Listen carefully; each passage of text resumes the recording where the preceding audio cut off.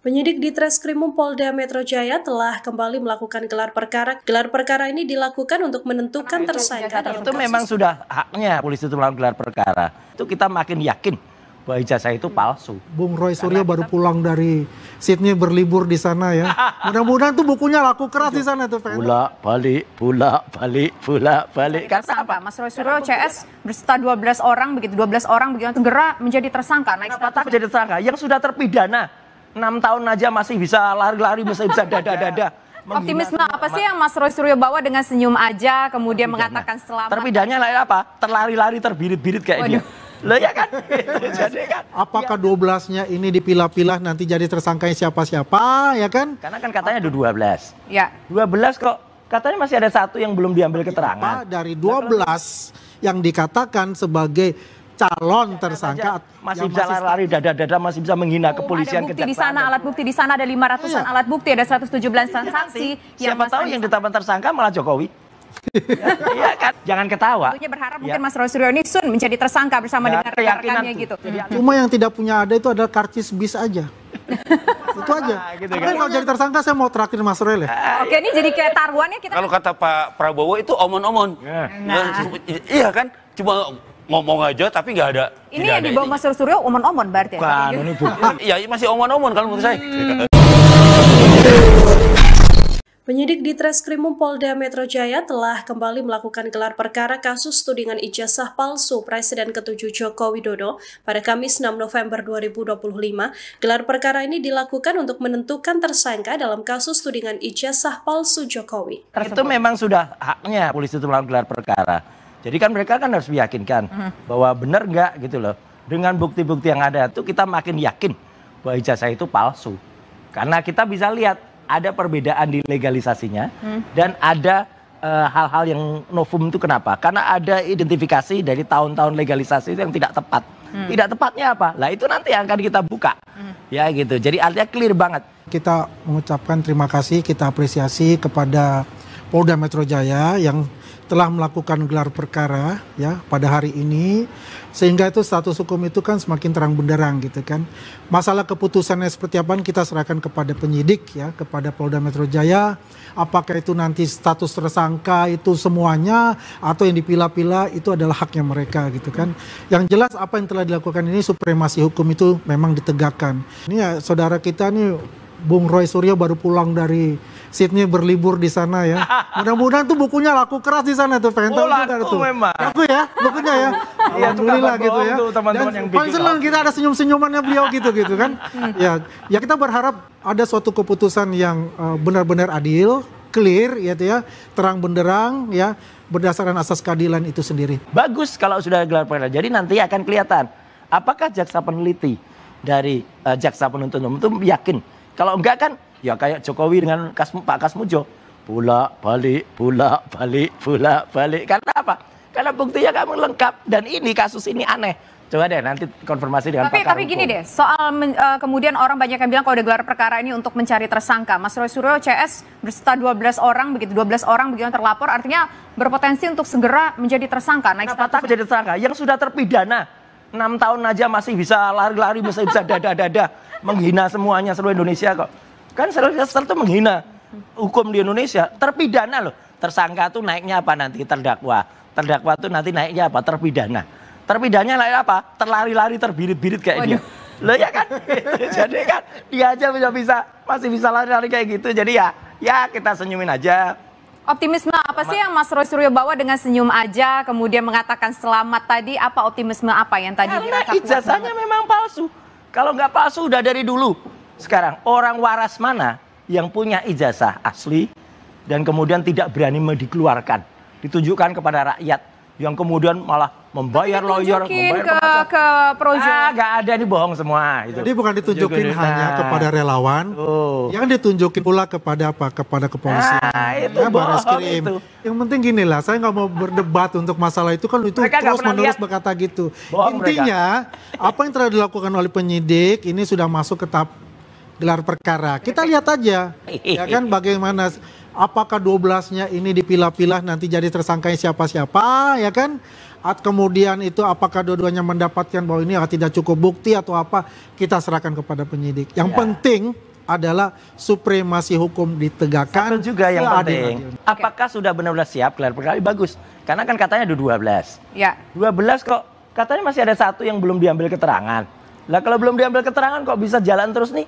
Ini Polda main-main juga gitu loh. Nah sekarang kalau setiap ada penyidikan pasti ada gelar perkara. Penyelidikan pun ada gelar perkara untuk naik tahap. Nah sekarang sudah ada penyidikan dan naik tahap gelar perkara. Ya itu kan memang gelar perkara itu tidak diundang tuh yang berperkara. Itu adalah internal. Nah, jadi mereka yang memutuskan. Makanya saya katakan dari awal tadi. Ya apa yang telah dilakukan oleh Polda Metro Jaya kita apresiasi. Ya untuk itu kita tunggu hasilnya seperti apa dari 12 yang dikatakan sebagai calon tersangka yang masih statusnya adalah saksi terlapor. Ingat ada 117 saksi termasuk saksi ahli, 500 alat bukti. 2 alat bukti aja sudah cukup. Ini 500 alat bukti. Institusi UGM apakah akan bersih? Ya pasti beliau akan bersaksi karena UGM lah yang mengeluarkan ijazah tersebut. UGM yang tadi katakan, ini tiba-tiba nggak ikut di gelar perkara sebelumnya tapi ikut sorenya. Ini UGM nih bagian dari kepolisian atau apa? Ya, itu satu. Yang kedua tadi katakan 500 sekian. Betul 2 keterangan itu cukup, tapi 2 keterangan itu berbeda. Semua keterangan yang disebutkan ratusan tadi 117 atau 500 sekian tadi. 500 alat itu satu bagian. Itu kan keterangan surat. Artinya apa? Sekali lagi silahkan gelar perkara, ya kita lihat bagaimana profesionalitas Polri di dalam gelar perkara itu. Kita lihat saja sekali lagi mau jadikan tersangka, wongnya namanya terpidana saja masih bisa lari-lari dada-dada, masih bisa menghina kepolisian, kejaksaan dan seluruh rakyat Indonesia kok. Ngapain juga sekarang orang takut dengan tersangka? Siapa tahu yang ditetapkan tersangka malah Jokowi. Ya karena apa? Karena terbukti ijazahnya palsu. Kan bisa saja kebalik loh. Jangan ketawa, ya. Karena sangat mungkin gitu. Ketika gelar perkara itu ada bukti sarjana muda, pembayaran SPP hanya sampai semester 4 ya. Kemudian transkrip nilainya tidak cocok dengan transkrip nilai aslinya ya. Ijazahnya juga kemudian itu harus cocok dengan skripsinya aja palsu, nggak ada tanda tangan. Disampaikan dalam gelar perkara begitu ya? Iya. Mas Andi itu kan mungkin Mas Roy Suryo ini menjadi tersangka bersama dengan rekan-rekannya gitu. Jadi aliran keyakinan ya kayak gitu itu. Ya aliran keyakinan. Ini ya, tapi kita ngomongin ini kan kita ngomongin soal hukum, ada bukti di sana, alat bukti di sana ada 500-an alat bukti, ada 117-an saksi. Ya kalau percaya sama Roy Suryo apa yang dia bicarakan itu dengan statusnya nanti kemungkinan jadi tersangka, ya itu di luar kewarasan kita semua gitu loh. Tunggu saja. Ini tidak berbicara omon-omon, tapi kita berbicara dengan fakta dan data. UGM itu ya tidak mungkin melakukan sesuatu itu tanpa bukti yang konkret dari fakultas itu. Gitu loh. Dari pertama masuk sampai dia selesai itu ada semua. Hampir 100-an itu. Cuma yang tidak punya ada itu adalah karcis bis aja. Itu aja. Semuanya ada komplit. Ya. Jadi kebuat kita ya biasalah. Kalau orang kan semua itu mau tersangka itu kan biasanya ya cari celah-celah lah untuk buat ini. Tapi yang buat saya sih ya lebih enak sih mungkin kita makan enak dulu Mas Roy ya. Waduh. Harus. Kita makan enak kita terus ya. Makan enak dan tahu-tahu kaget dia loh. Kan. Yang tersangka kalau kita makan enak Mas Roy, gitu mungkin kalau jadi tersangka saya mau traktir Mas Roy lah.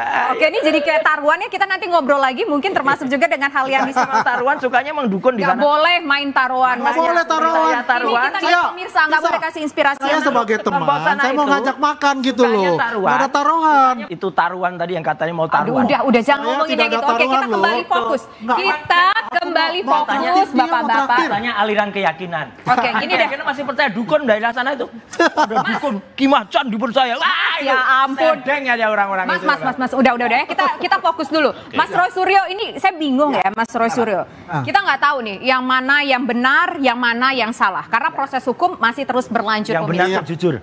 Nah, begini satu lagi Mas Roy Suryo. Ini kan dari berbulan-bulan yang lalu Mas Roy Suryo bersama dengan teman-teman terus berusaha untuk menunjukkan bahwa ijazah palsu itu memang ada pada Pak Joko Widodo. Sudah selesai itu sebenarnya, udah jadi buku kok. Iya, belum selesai kan kita bicara dari sejenis fakta hukum begitu ya. Fakta hukum atau fakta-faktaan. Gini dulu Mas Roy Suryo. Tapi ilmiahnya selesai ini udah. Kayaknya kasusnya sudah di-SP3-kan. Berarti aparat berwajib mengatakan ini nggak akan diteruskan kasusnya. Kan tapi kemudian Mas Roy Suryo ngomongin ijazah dari Mas Gibran, Wakil Presiden Republik Indonesia. Nggak puas kena bapaknya, ngenain anaknya atau gimana? Memang kalau anaknya ini jelas-jelas palsu. Yang paling mengasihkan adalah kemarin saya sudah mendapatkan contoh sertifikat kayak gini. Mau dia kursus bahasa Inggris, mau dia diploma, mau dia foundation, harus punya sertifikat dan sertifikat kelulusan. Sertifikatnya tidak ada. Kalau sertifikatnya nggak ada, berarti dia tidak lulus SMA. Kalau dikatakan oke, ada aturan KPU, nggak lulus SMA bagi calon presiden itu aja aneh. Mengecualikan calon presiden dan calon presiden tahun 2023. Berarti dia ketika calon wali kota nggak sah. Kalau calon wali kota nggak sah, aturan MK nomor 90 putusan MK yang dia membebaskan kalau di bawah 40 tahun dan pernah menjadi kepala daerah, itu pun juga gugur karena kepala daerahnya gugur. Jadi jelas banget ya. Oke. Pemakzulan ini FPPTNI Mas dapat buktinya dari mana? Keyakinan saya langsung dapat dari UTS Insight, dari orang-orang yang kami temui. Terus kalau termul itu pada mengatakan, ya, oh itu Roy Suryo salah nggak ketemu. Siapa bilang? Memang baru saya keluarkan terakhir biar mereka ngomong ngawur dulu. Termasuk konsultan pendidikan yang Mas dikeluarin terakhir karena sudah di SP3 kan, udah hopeless begitu dengan SP3 yang mana? SP3 mana nih? broker cewek itu siapa? Lim itu. Nah, Lim tuh ngawur, dia ngomong, ya dia broker. Kalau broker tuh isinya jualan kayak gini, kayak kemarin ketemu broker tuh.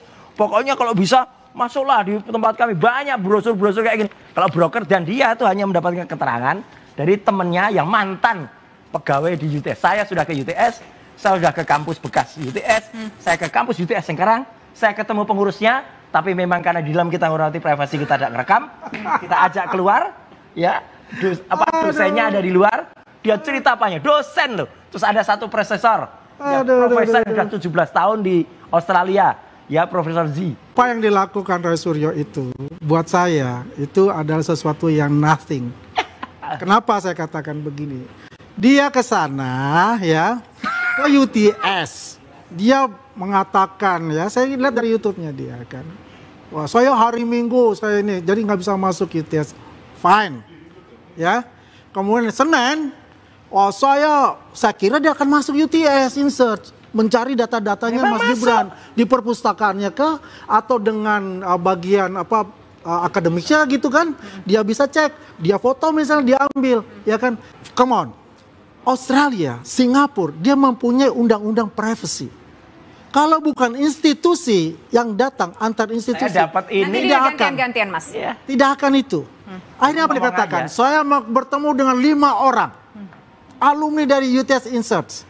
Dari mana? Elikos. Jelas ini. UTS Insert ada 3. 1 Elikos, English course. Kedua Foundation.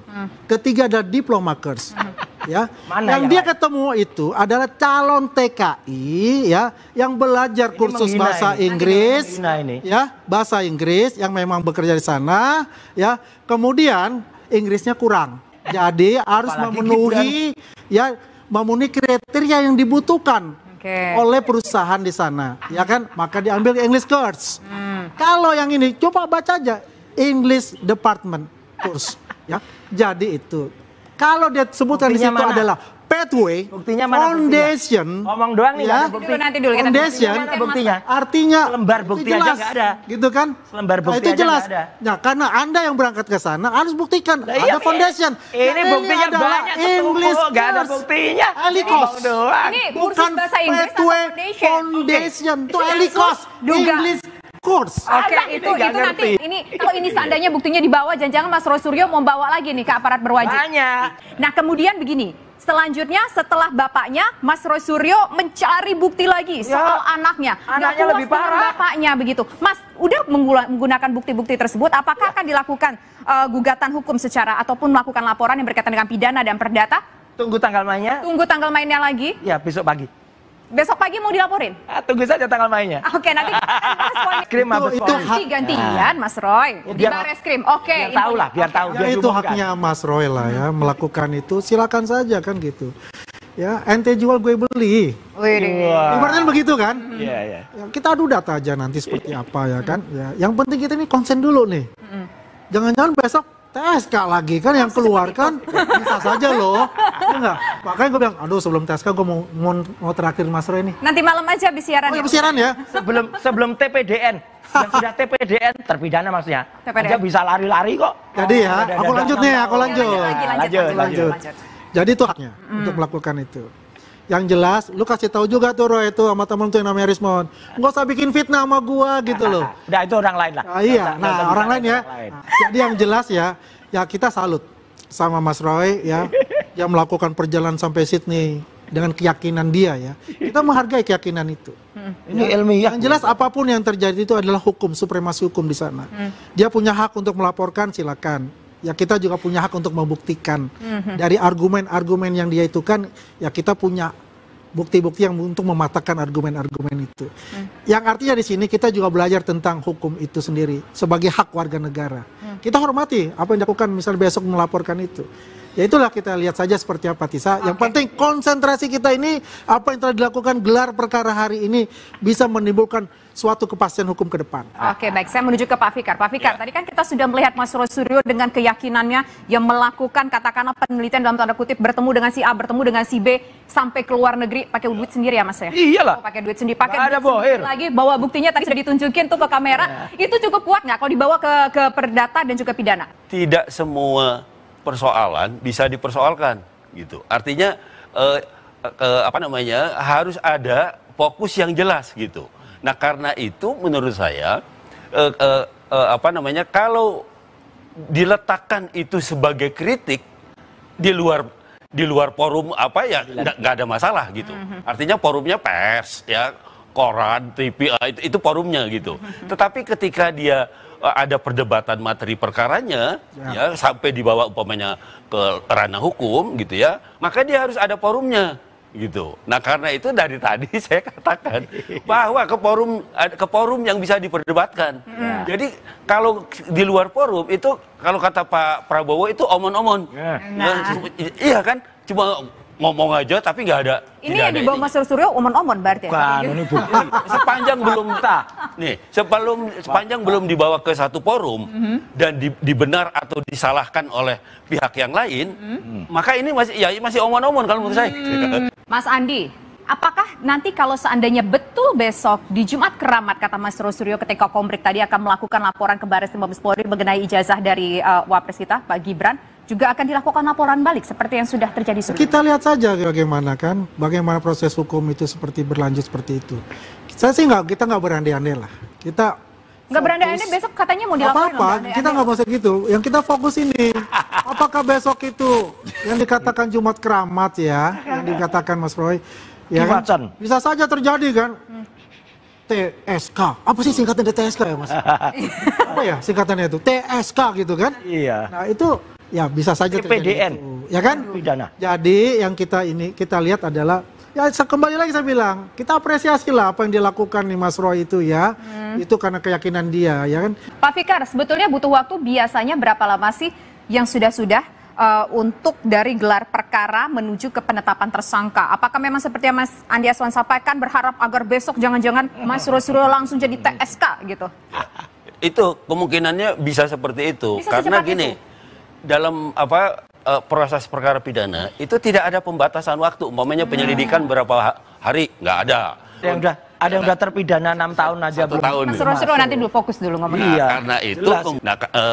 Karena itu tadi proses penyidikan itu bisa memakan waktu yang cukup lama gitu. Terutama dalam mengumpulkan alat bukti. Meskipun Mahkamah Konstitusi menentukan minimal hanya 2 ada alat bukti, gitu. Tetapi biasanya penyidik tuh nggak puas, gitu ya. Udah 1, 2, 3, 4, sudah sampai 40 pun masih terus dicari buktinya.